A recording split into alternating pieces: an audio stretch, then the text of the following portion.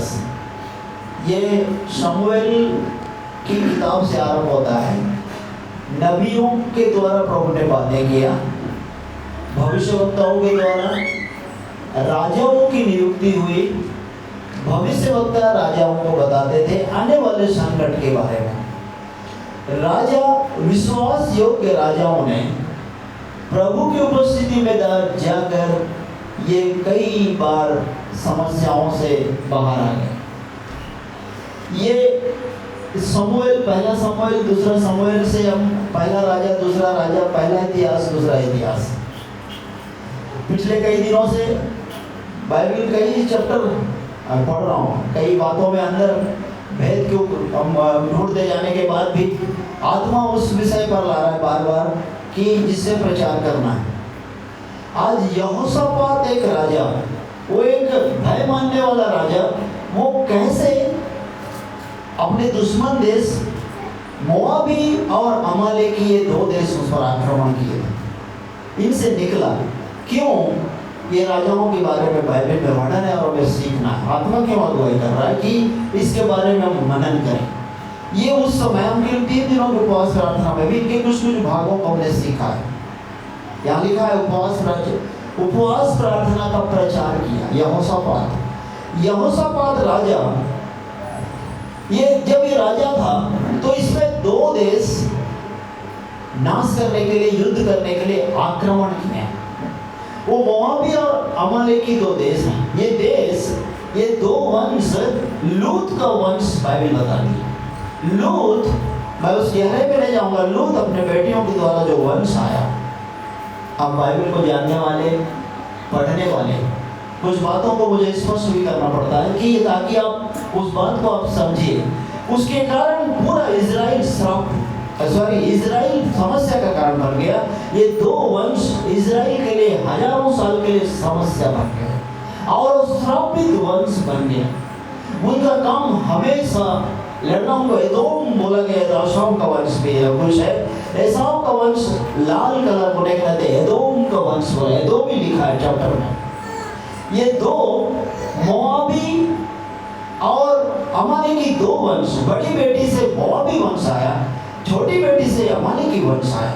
ये दोनों वंश श्रापित, गलत तरीके से पृथ्वी पे आया हुआ वंश श्रापित आज भी है।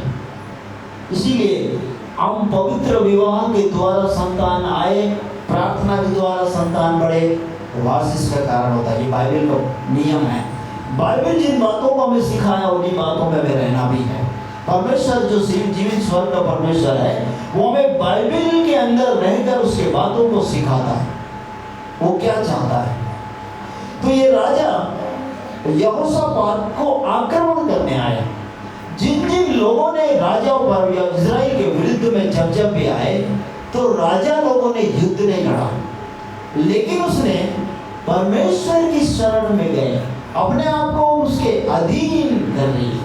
किसी ने उपवास कर रहा है, किसी ने हिजकिय्याह राजा के बारे में देखेंगे, वो यशायाह भविष्यवक्ता के साथ दोनों मिलकर प्रार्थना कर रहे हैं। जहाँ 2 जन एक मन होंगे वहाँ बड़े आश्चर्य कर्म होगा। बोलता है कि जहाँ तक 2 जन एक मन होकर प्रार्थना करें तो वहाँ स्वर्ग से पिता के द्वारा पूरा होगा। ये नए नियम में लिखा है, मत्ती रचित सुसमाचार। हालेलुया। वहाँ जब मैं हिजकिय्याह, अब यहोशापात मेरा विषय है, राजा हिजकिय्याह के बारे में बता रहा हूँ। वहाँ जब 2 लोगों ने मिलकर प्रार्थना किया, आज भी उपवास प्रार्थना एक साथ मिलकर प्रार्थना करना बाइबल सिखाती है। हम इस युद्ध में हैं। आज इस संसार, अगर यहोशापात मोआबी और अमालेकी लोग उसको घेर के रखे, आज हम संसार शैतान को घेर के रखा। जब यहोशापात कैसे बाहर जय को पाया, हम आत्मिक हथियार लेकर हम जयवंत होते हैं। हालेलुया। पहला यूहन्ना में बाइबल बताती है कि वही इस युद्ध को जीतेगा। संसारिक आत्मिक युद्ध में जीतने के लिए प्रभु में जो जन्म हुआ है वही जीतेगा। हालेलुया। आपको इस संसार में जीतना है तो आपको प्रभु में जन्म लेना होगा। वो जन्म क्या है? विश्वास। प्रभु पर विश्वास करने वाले प्रभु में जन्म लेंगे। हालेलुया। जो बोले हालेलुया, हालेलुया।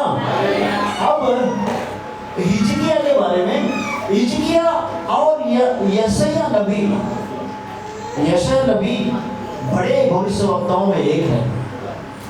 उसका पिता आमोस छोटा भविष्यवक्ता है। यशायाह नबी जो भविष्यवाणी किया यीशु के जन्म के बारे में, एक कुंवारी गर्भवती जैसा होते हुए देखते बोल रहा है, हजारों साल पहले हो रहा है कि कुंवारी गर्भवती होगी, पुत्र को जनेगी। यीशु के बारे में हजारों साल वो जैसा हुआ वैसा वो बाइबल में बताती, वैसा भविष्यवाणी किया है। वो है यशायाह नबी। यशायाह नबी किताब 66 उसमें अध्याय पाए जाते हैं।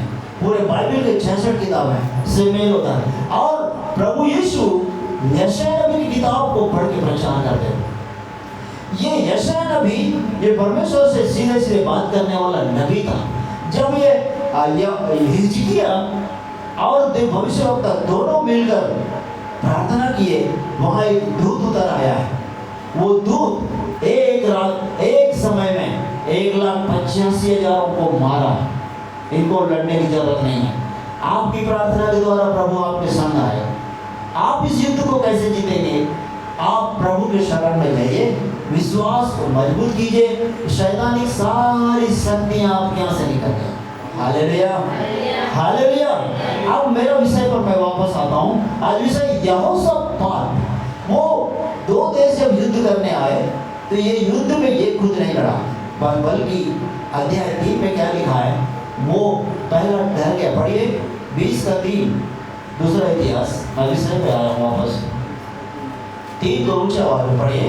तब यहोशापात डर गया। तब यहोशापात डर गया। देखिए मेरी तरफ, जब कोई संकट आता है डर लगता है, लगता है, लगता है ना, लगता है। लेकिन डरने की बात नहीं, मत डर। प्रभु ने क्या बोला? मत डर, केवल विश्वास। इधर उधर मत देखो। मत देखने के बारे में, देखने के द्वारा भी पाप आया। देखना नहीं है, किसी चीज को गौर से देखोगे वो मन में आ जाएगा। वचन से मैं प्रमाणित करूं, नीति वचन 23:31। कभी भी किसी भी चीज को गौर से, जो हमारे लिए उचित नहीं है, उसको ना देखो। वचन को गौर से देखो, प्रभु को देखो, आत्मिक लोगों को देखो। नीति वचन 23:31 जो से पढ़े। जब दाग मधु लाल दिखाई देता है। जब एक बार और पढ़ो। जब दाग मधु लाल दिखाई देता है। लाल दिखाई देता है और कटोरे में उसका सुंदर रंग होता है। हाँ, जब वो लाल कटोरे में डालने के बाद कलर बहुत अच्छा दिखता है। और जब वह दाल के साथ उंडेला जाता है। और सुनिए, मेरी तरफ देखिए, कटोरे में ऐसा उंडेला जाता है और सुंदर दिखता है। हाँ आगे बढ़िए। तब उसको ना देखना। हाँ, उसको मत देखो, वो आपके लिए नहीं है। है क्या वो? क्या है वो? दाग मधु है ना। उसको देखोगे उस पर ही मन लगेगा। वो दिखने में सुंदर हो जाता है कटोरे में। ऐसे इस दुनिया में कई चीजें हैं। फेसबुक में आप जैसा सोच रखते हो ना वैसे ही खुल जाता है। आप नहीं देखे चीजें वो फेसबुक में आ जाता है। इतना अच्छा लगता है, देखने से ऐसा लगेगा कि अभी खरीद लो। वो सूट कैसे भी रहे, लेकिन वो कैमरा ऐसा है कि ऐसे मतलब महंगे कैमरे हैं। वो कैमरा से फोटो लेके वो कपड़ा इतना सुंदर दिखेगा। अब ऑर्डर करूं कि कल कि परसों कर देता हूँ, लेने से लूंगी नहीं तो वापस भी करूँगी। इतना अच्छा दिखता है कैमरा में, लेकिन वो उतना अच्छा होता नहीं। एक व्यक्ति बोला ऑनलाइन, कुछ ऑनलाइन सामान अच्छे भी हैं और बहुत सारे सामान मंगाए ऑनलाइन से। कुछ ब्रांडेड कंपनियां का है वो अच्छे भी हैं, कई सामान आते हैं ऑनलाइन। लेकिन कुछ चीज यहाँ क्या लिखा है नीति वचन में कि दाग मधु, एक बार और पढ़ो। जब दाग मधु लाल दिखाई देता है। जब दाग मधु लाल दिखाई दे, मैं क्या बताना चाह रहा हूँ ध्यान से सुनिए। वो सजा वो आपके सामने है, वो आपके लिए नहीं है, तो उसे ध्यान से मत देखो। सिर्फ बाइबल को ध्यान से पढ़ना है, प्रभु को ध्यान से देखना है, मसीहों के लिए। और किसी को ध्यान से मत देखो, उसमें मन लग जाएगा। फिर आप मन लग जाएगा, फिर आप उसको खरीदने का इच्छा होगा जो आपके लिए नहीं है, जिसके कारण प्रभु से दूर भी हो सकते हैं। कई बिजनेस भी है, लोग बिजनेस में आके लोग डूब गए हैं, अच्छा लगता है वो चीज़ें सुनना भी नहीं। आज मैं बताना चाहूँगा, जो चीज़ आपके लिए नहीं है उसको सुनो भी नहीं, वो सुनेगा आपको ब्रेन वॉश कर देगा। फिल्मी गीत, हिंदी के गीतों को सुनो भी नहीं, वो आपके दिमाग को घुमा देगा, श्राप आ जाता है। इसलिए जो चीज़ आपकी नहीं है उधर सुनो ही नहीं। वो गड्ढा से कितना दूर जा सकते हो, उससे बचो। कोई बिजनेस व्यक्ति बार बार बिजनेस बोलता है, उससे बचो। क्यों? सुनोगे कुछ अच्छा लगेगा उसमें। कई लोग हैं, एक दो आदमियों का अच्छा फायदा कराते हैं और बताते हैं कि देखो मेरे पास इतना आ रहा है मंथली, मेरे पास मंथली इतना आ रहा है। अरे मैं घर बना ली हूँ। एक मैडम तो, मैं इतना आया, मैं घर बना ली हूँ। दूसरी मैडम बोली मेरा भी घर अधूरा है। वो दूसरी वाली डूब गई, पहले वाले को डूबाने के लिए देता। प्रभु ऐसा झगड़ा नहीं करेगा, प्रभु देगा, दुख नहीं देगा। प्रभु जो चीज देता है, नीति वचन में लिखा है, वो दुख नहीं देगा, वो किसी को भरमाने के लिए नहीं। वो चंगा किया, दोबारा बीमारी आएगा ही। हालेलुया।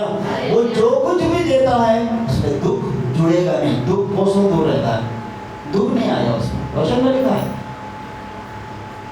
इसीलिए हम उन चीजों को देखना भी नहीं, देखना नहीं है, सुनना नहीं। जो हमारे लिए उचित नहीं है सुनना नहीं। आत्मिक जीवन का पर्व इसी बात का पहचान है कि हम आत्मिक रूप से करप्ट ना होने दें। यहोशापात धर्मी व्यक्ति, राजा, पाप से बचने वाले लोग थे, इसलिए इनके साथ बड़े बड़े आश्चर्य कर्म किया, हिजकिय्याह प्रार्थना करने वाला, जैसा प्रभु चाहता है वैसा काम करने वाला। और यहोशापात के साथ क्या हुआ? जो यहोशापात में लास्ट में, हम एक और एक वचन पढ़िए, इसका 20 का पहले 15 को पढ़िए।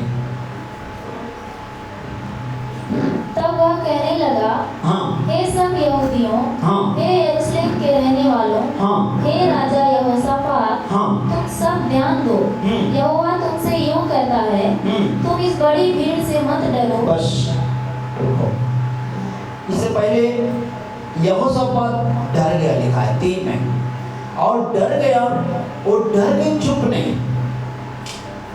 कोई भी संकट आता है डर लगता है, लेकिन डरने के बाद आगे लिखा है डरना नहीं है, प्रभु की खोज करने लगा। यहोशापात क्या किया? खोजी बन गया। कभी संकट आया तो डरना नहीं, प्रभु के अधीन हो जाओ, वचन खोलो, पढ़ो, आपको पूरा चिंता हट जाएगा, तसल्ली आपके मन में शांति से भर देगा।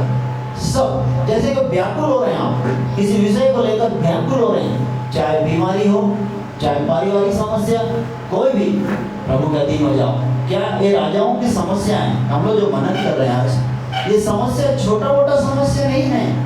ये बड़े बड़े देश चारों ओर से घेर के रखे, इनके पास सैनिक नहीं है, हथियार भी नहीं है, लेकिन सृष्टिकर्ता इनके साथ है। हालेलुया। और ये लोग मालूम है कि परमेश्वर के अधीन कोई उपवास प्रार्थना कर रहा है, कोई प्रभु को खोजी बन गया। अब यहोशापात प्रभु का खोजी बन गया, और खोजी बन गया। आगे क्या लिखा है कि दिन में मैं पूरे यहूदा में उपवास का प्रचार किया। Hallelujah, hallelujah. हम जब कभी आत्मिक रूप से नीचे आते हैं, हम उपवास में आ जाएं, शरीर को कमजोर करेंगे, आत्मा प्रबल हो जाएगा। हम सप्ताह में, महीने में 3 दिन को उपवास, इसलिए कि हम हो सकता है जाने अनजाने कई पाप आएंगे। उपवास प्रार्थना में हम पश्चाताप करने का इसलिए अवसर, शरीर कमजोर होगा तो आत्मा प्रबल रहेगा, तब टूटे मन वाले लोगों को प्रभु करीब रहता है। हालेलुया। ये राजा लोग कुछ नहीं, पहले डरा, उसके बाद खोजी बना, उसके बाद उपवास किया। Hallelujah, hallelujah. जब उपवास किया उसके बाद एक आश्चर्य कर्म हुआ है, मैं उसको पढ़ना चाहता हूं। 24। जब यहूदियों ने जंगल की चौकी पर पहुंचकर उस भीड़ की ओर दृष्टि की, तब क्या देखा कि वे भूमि पर पड़े हुए शव हैं और कोई नहीं बचा। बस आप घर में जाकर पढ़ लीजिए पूरा। जब यहोशापात इनके साथ जब देश घेर के रखे तो ये देखा उपवास प्रार्थना, डरा तो है, प्रभु का खोजी बना, सृष्टिकर्ता कौन है खोज किया, खोजी मतलब उसके अधीन उसकी ओर गया। उसके बाद सब उपवास प्रार्थना में ये सामर्थ मिल के प्रार्थना, सब यहूदी लोग प्रार्थना किए। प्रार्थना करने के बाद बाइबल जो मैं 24 पढ़ा है ना, उसका और मैं भेद बताना चाहता हूँ। वो आपस में वो जो दुश्मन देश हैं वो एक दूसरे को मार लिया, वहां पर पूरे 100 पड़े, एक भी आदमी नहीं बचा, पूरा 100 का ढेर लग गया है। कौन? उसमें यहोशापात नहीं मारा, यहोशापात सिर्फ प्रार्थना कर रहा है और दुश्मन देश लाखों की संख्या में है। उपवास प्रार्थना में ये ताकत है, इसलिए हम उपवास प्रार्थना करने वाले हो जाए। आपस में लड़ गए, उनको किसी ने नहीं मारा, उन्हें खुद ही मार लिए। प्रभु के विरुद्ध में जो आवाज उठाते हैं ना, वो आपस में लड़ा देता है। एक बार मैंने शायद बताया, मेरे स्कूल में पत्रकार के बेटे पढ़ते थे, वो बीजेपी के बड़े नेता लोग, और जब भी आए सर टीचर आपको चाहिए ना, हम चलाएंगे न्यूज़।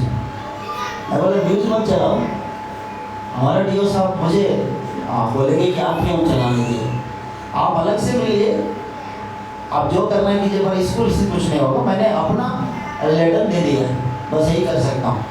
आए बस फोटो लिए, उसको चलाए न्यूज़ चलाए, पता चल गया कलेक्टर को ये न्यूज़ चला।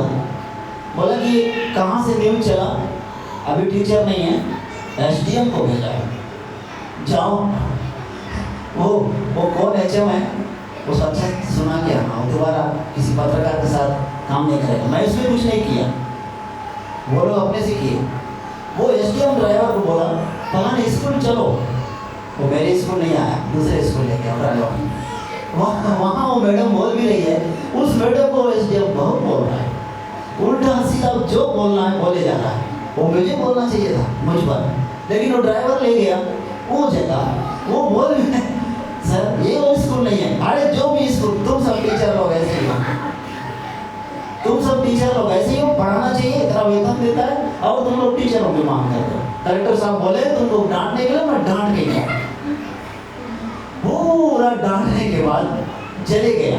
वो मैडम फोन करती है, क्या हो गया सर, आपका डांट पूरा, मैं कहाँ हूँ आज। प्रभु से पूछा, वो तुम्हारी गलती नहीं है तुमको डांटनी, जिसका है वो दिमाग को भटकाना भी आता है। प्रभु वो ड्राइवर उठा के वहां ले गए। तो ये क्या, यहोशापात जब उपवास प्रार्थना किया, जो दूसरे मोआबी और अमलेकी जो देश है जो युद्ध करने आए, वो आपस में लड़े, आपस में लड़े तो लड़े, एक दूसरे को मारे। वहां 100 का जो डेड बॉडी का जो पूरा ढेर पड़ा हुआ है, सुबह जाके देख रहा है पूरा का पूरा ढेर पड़ा हुआ है। प्रभु ऐसा करता है। Hallelujah, hallelujah, hallelujah.